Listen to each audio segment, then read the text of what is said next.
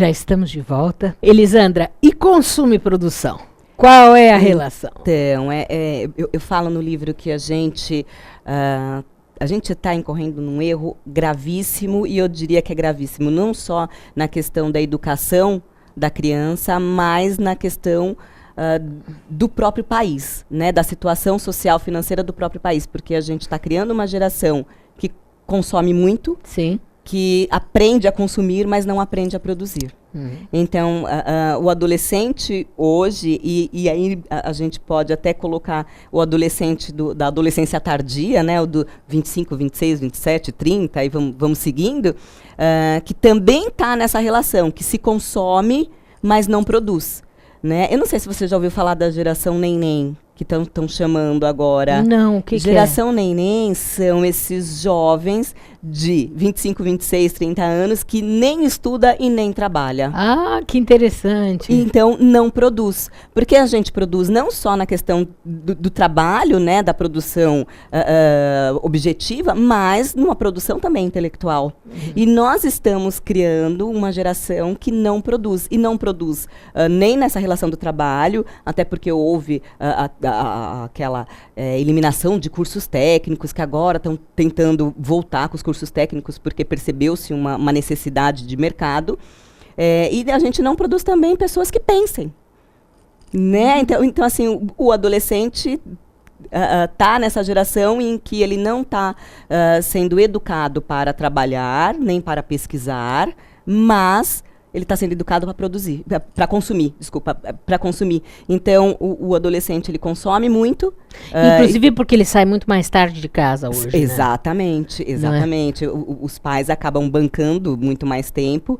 E aí vem aquela coisa que o adolescente também não quer, porque tudo é muito facilitado. Claro. Eu estava escutando de um filósofo, não vou lembrar agora o nome, que ele dizia assim, que antes, na época dele, eles tinham que sair de casa para poder ter relações sexuais. Então, chegava 18, 19 anos, eles queriam ter liberdade para poder levar a namorar. De casar, né? Agora não precisa, vai tudo para dentro de casa. Então, aí ele falou assim, poxa, agora... é que ele estava dizendo assim, que o filho dele, com 20 e poucos anos, ele falou assim, eu não vejo a hora que ele saia de casa, que ele vai fazer alguma coisa, vai morar sozinho, vai viajar, vai fazer qualquer coisa, mas não, vai lá, porque leva a namorada, leva os amigos. E assim, a gente tem isso mesmo, não tem jeito, a gente sempre fala assim, melhor embaixo do meu teto do que na rua. E para o adolescente ficou tudo muito fácil, para esse jovem ficou tudo muito fácil. Claro. Então ele não precisa mais se responsabilizar pela sua própria vida, pelo seu próprio sustento, né? Então, assim, não só o sustento de dinheiro, mas o sustento de se manter mesmo enquanto pessoa diante de uma sociedade. Então, na verdade, nós, enquanto classe média, estamos fazendo tudo muito errado, né? Estamos. Mas não é só a classe média, não. A classe mais baixa, a classe alta, estamos todos... Porque, assim, a classe mais baixa também tem essa questão dos pais darem muito dentro daquilo que eles podem, mas eles oferecem ao adolescente. Então, a gente vê também as pessoas de classe baixa que, mesmo que não possa comprar um produto original, mas que vai comprar o produto falsificado, mas aquele adolescente vai ter o produto. Né? Então, vai ter tantas camisetas que ele quer, tantos bonés, tantos tênis, vai ter celular. Em escola pública, você vê um monte de adolescente com celular que dá de 10-0 no celular da professora, da diretora, dos pais. E a gente faz dívida para os filhos, não faz? Faz. E o que fazer, então? Porque, veja, nós estamos falando de toda uma cultura que precisaria mudar. Exatamente. Aí é que está, é um posicionamento que tem que vir do adulto. Porque se a gente consegue olhar e criticar o adolescente, porque meu filho só me pede. Porque olha, eu tô cheia de dívida porque eu tive que fazer dívida. Então é um posicionamento meu, não é? Eu não posso ficar olhando isso, ficar reclamando, achando que o adolescente vai parar de pedir. Porque ele não vai parar de pedir. Vamos voltar a falar. Ouça agora o Alberto Santini Filho, terapeuta ortomolecular. Alberto, uma pessoa que esteja fazendo um tratamento de câncer, por exemplo, a gente estava até falando isso, ela para o tratamento para fazer ortomolecular? Ou como é que funciona isso? Na visão terapêutica do CRT, que é a reposição dos oligoelementos via derme, com menos de 1 miligrama, embora ele seja pequeno, seja um reagente, não atrapalha em nada. Se ele é tirado de um alimento, pelo contrário, eu vou ter que parar de comer porque eu tenho uma doença.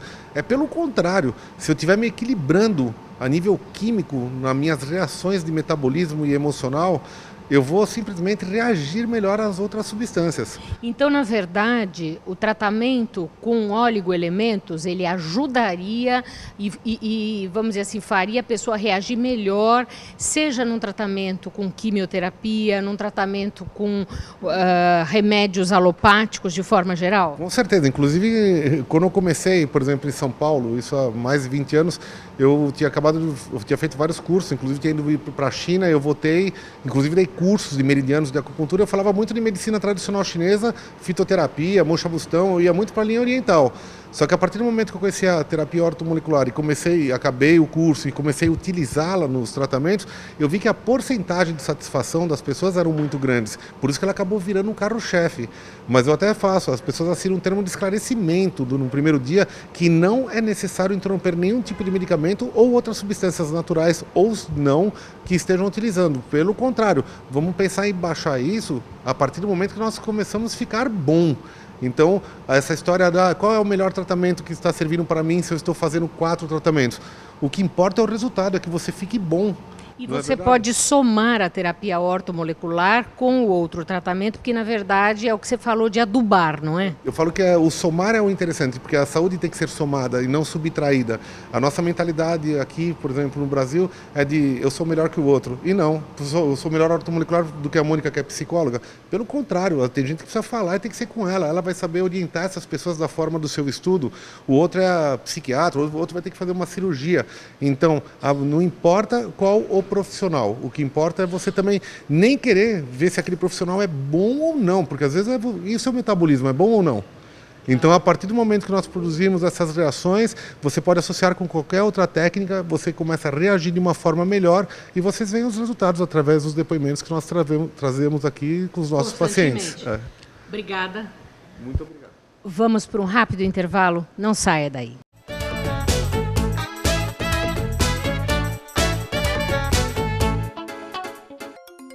O Espaço Sicom, novo ambiente em Santos para eventos, promove mensalmente cursos e palestras.